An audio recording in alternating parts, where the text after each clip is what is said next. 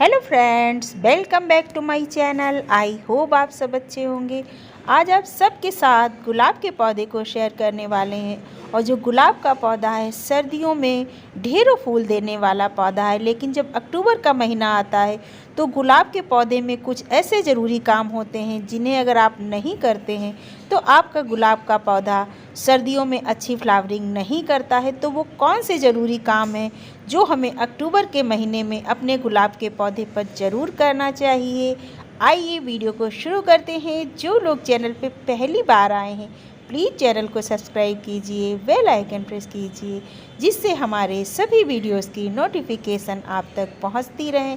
तो गुलाब के पौधे में अगर आप भी चाहते हैं कि इसी तरीके से ढेरों फूल खिलें और हमारा गुलाब का पौधा पूरी सर्दी फूलों से भरा रहे, तो हमको कुछ ज़रूरी काम है जो इस वक्त ज़रूर करना चाहिए। तो इस समय सबसे पहला और सबसे ज़रूरी काम है अपने गुलाब के पौधे की कटाई छटाई। और इस वक्त जो हम अपने पौधे की कटाई छटाई करते हैं उसको हार्ड प्रूनिंग कहते हैं। जब आप अपने पौधे की हार्ड प्रूनिंग करते हैं तभी इस टाइम पर आपके पौधे में ढेरों फूल खिल करके आता है। हार्ड प्रूनिंग करने से ज़्यादा नई नई ग्रोथ होती है और नई नई ब्रांचें जब ज़्यादा निकलेंगी तो आपका गुलाब का पौधा ज़्यादा फूल देगा और ज़्यादा कलियां बनेंगी। तो हमें हार्ड प्रूनिंग कहाँ से करनी है, कैसे करनी है, ये सबसे ज़रूरी है। आप अपने पौधे की कम से कम 70 से 80% कटिंग कर देंगे। आपको ऐसे नहीं काटना है कि आप ऊपर ऊपर से पौधे को काटें। तो किस तरीके से आपको पौधा काटना है पहले हम उस पर बात कर लेते हैं। कटिंग करते समय हमें इस चीज़ का ध्यान रखना है कि जो हमारे पौधे में पतली पतली सी ब्रांचें हैं उन सबको हमें काट करके हटा देना है और जो मोटी ब्रांच है उनको रहने देना है, क्योंकि उन मोटी ब्रांचों से ही नई नई ब्रांचें निकल करके आती हैं। जितने भी नॉट एरिया इस मोटी वाली ब्रांच में आपको दिखाई दे रहे हैं इनसे ढेर सारी नई नई ब्रांच निकल कर आएंगी। और जो कटिंग हम करते हैं उसको हमें फेंकना नहीं है, उस कटिंग से हमें नए पौधे तैयार करने हैं। तो ये डंडी देख रहे हैं, इसी तरीके से अगर आपके पौधे में ढेरों मोटी मोटी डंडियाँ हैं तो उनमें से आप ऊपर से पतली पतली डंडियों को काट दीजिए, क्योंकि इस नीचे मोटी डंडी से और नई नई ब्रांचें जितने भी नॉट एरिया हैं वहाँ से निकल कर के आएंगी। इसी तरीके से हमने अपने सभी पौधों की कटिंग कर ली। कटिंग करने के बाद जो दूसरा ज़रूरी काम है वो भी हमें ज़रूर करना चाहिए, जिससे हमारे पौधे में डाई वेक की प्रॉब्लम नहीं आती। ये फंगीसाइड पाउडर है। फंगीसाइड पाउडर को थोड़े से पानी में डाल करके गीला कर लीजिए और अगर आपके पास कोई ब्रश है तो छोटे ब्रश से आप लगा लीजिए, और ब्रश नहीं है तो कोई भी कपड़ा वगैरह ले लीजिए। उससे आप जहाँ जहाँ आपने कटिंग की है वहाँ वहाँ पर इस फंगीसाइड को उस एरिया में लगा दीजिए। जब उस जगह पर आप फंगीसाइड पाउडर को लगा देते हैं तो उससे आपके पौधे में जो डाई वेक की प्रॉब्लम होती वो नहीं होगी और नई नई ब्रांचें निकल करके आपके पौधे में आएंगी। तो दूसरा काम हमें ये करना। अगर आपके पास फंगीसाइड पाउडर नहीं है तो आपके घर में एलोवेरा का पौधा लगा हो तो एक डंडी उसकी ले लीजिए और उसका जो जेल है वो आप अपने पौधों में इस तरीके से लगा दीजिए, तो भी आपके पौधे में डाई वेक की प्रॉब्लम नहीं होगी। तो दूसरा काम हमें अपने पौधे पर ये करना है।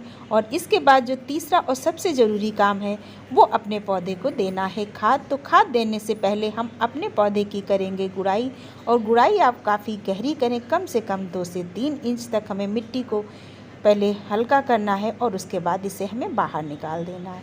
मिट्टी बाहर निकालने के बाद आपको मिट्टी जो निकालेंगे बाहर उसको भी सुखाना है और 1 दिन के लिए आपको गमले को भी इसी तरीके से छोड़ देना है। मिट्टी निकाल लीजिए और गमले को छोड़ दीजिए 1 दिन के लिए, जिससे उसमें धूप लग जाएगी और अच्छे से जड़ों तक आपकी धूप पहुँचेगी। तो जो भी फंगस वगैरह का डर है या मिट्टी में जो भी कोई ऐसी चीज़ है जो पौधे के लिए अच्छी नहीं है तो धूप लगने से वो अच्छी हो जाएगी और आपकी जो मिट्टी सुखाएंगे वो मिट्टी भी दोबारा से रिचार्ज हो जाएगी। उसमें भी अच्छे से धूप लगा लीजिएगा। इसके बाद हमें अपने पौधों को खाद देनी है। तो जो हम खाद देने वाले हैं वो 2 खाद हैं, एक केमिकल और एक ऑर्गेनिक। ये डीएपी है और डीएपी बहुत ही अच्छा फर्टिलाइज़र है अगर आप उसका सही मात्रा में इस्तेमाल करते हैं। 10 से 12 इंच के गमले में लगे हुए पौधे के लिए 8 से 10 दाने आप डीएपी के साइड में मिट्टी में डाल दीजिए। जड़ों से दूर डालिएगा इस फर्टिलाइज़र को और फिर आप इसको मिला दीजिएगा। जितने भी गमले हैं सब में आप 7-8 दाने दे दीजिए। अगर 6 इंच के गमले में आपने पौधा लगाया हुआ है तो उसमें आप 4 से 5 दाने डालिए, क्योंकि ज़्यादा इसका इस्तेमाल करने से आपके पौधे पर नुकसान हो सकता है। तो इस चीज़ का हमें ध्यान रखना है। जो दूसरा फर्टिलाइज़र हम देंगे वो गोबर की खाद देने वाले हैं। अगर आपके पास वर्मी कंपोस्ट है तो आप वो भी दे सकते हैं, क्योंकि वर्मी कंपोस्ट और गोबर की खाद दोनों का असर सेम ही होता है। लेकिन अगर आपके पास गोबर की खाद है तो गुलाब के पौधे के लिए बहुत ही अच्छा फर्टिलाइज़र रहता है, ग्रोथ को तेज़ी से बढ़ाता है और कलियों को बनाने में भी आपकी मदद करता है। तो इस टाइम पर हमें सबसे ज़्यादा ज़रूरत है पौधे में कि उसमें ज़्यादा से ज़्यादा नई ग्रोथ निकल करके आए। तो गोबर की खाद जो देनी है वो कम से कम 10 से 12 इंच के गमले में 4 मुट्ठी हम देंगे, और 4 मुट्ठी गोबर की खाद देने के बाद ऊपर से हमें फिर से मिट्टी डाल देनी है। पहले खाद डालिए और उसके ऊपर फिर से मिट्टी डालिए। खाद और मिट्टी को अच्छी तरीके से मिला दीजिए और उसके बाद 2 दिनों के लिए इन गमलों को ऐसी जगह पे रखिए जहाँ पर दोपहर की धूप इन पर ना पड़े, और 2 दिनों के बाद इन पौधों को आप पूरी फुल सनलाइट में रख दीजिए। जितनी अच्छी धूप लगेगी उतनी ही अच्छी ग्रोथ पौधों की होगी।